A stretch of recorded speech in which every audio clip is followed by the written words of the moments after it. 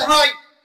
আমাদের 90-95% মুসলমানের দেশে আবুল সরকার নামের ফাউল সরকার আল্লাহর কোরআনকে নিয়ে কটূক্তি করেছে না করে নাই? করেছে না করে নাই? কত জঘন্যতম কটূক্তি করেছে জানেন? বলে যে আল্লাহর কথার নাকি আগা মাথা নাই। নাউজুবিল্লাহ পড়বেন না? নাউজুবিল্লাহ পড়বেন না? আর কি বলে জানেন? বলে যে আল্লাহ কোরআনের মধ্যে বলছে সূরা নাসের মধ্যে কুল আউযু বিরাব্বিন নাস মালিকিন নাস ইলাহিন নাস। এত নাস নাস পাই গান মানে আল্লাহ নাস্তিক হচ্ছে। নাউজুবিল্লাহ বলেন, নাউজুবিল্লাহ আরো জোরে বলেন।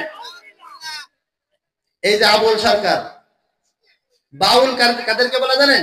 এই জায়গায় আলেম আছে, আলেমরা জানেন বাউল শব্দের অর্থ হলো আল বাউলু পেশাব করা। বাউল শব্দের অর্থ কি? ওর নামের অর্থও যা, ওর কামও তাই।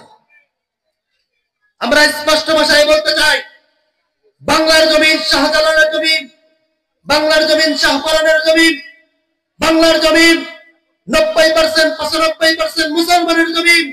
এই জমিনে আল্লাহর কোরআন নিয়ে কটূক্তি করা হবে, এই জমিনে আল্লাহর রাসূল নিয়ে কটূক্তি করা হবে, আল্লাহকে নিয়ে কটূক্তি করা হবে।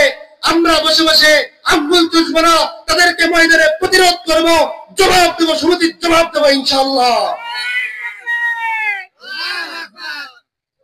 ইনশাআল্লাহ সুম্মা ইনশাআল্লাহ। আমাদের সামনে যদি এই বাউল নামে ফাউল ফাউল কথাবার্তা বলে বেড়ায়, তাদেরকে প্রতিরোধ করবেন তো ইনশাআল্লাহ আমরা? যশোরের মানুষ ইসলাম প্রিয়, কোরআন প্রেমী, তারা এটা কখনো বরদাস্ত করে নিবে না।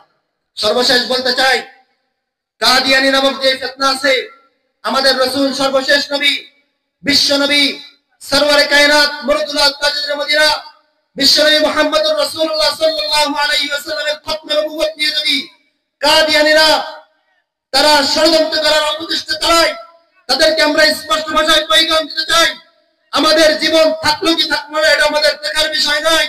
কাদিয়ানীদেরকে রাষ্ট্রীয়ভাবে সংসদে তাদেরকে অমুসলিম ঘোষণা করতে হবে। এটা 90% 95% মুসলমানের দাবি, এটা আমাদের মানতেই হবে, মানতেই হবে ইনশাআল্লাহ। চিল্লাই কোন ঠিক কিনা?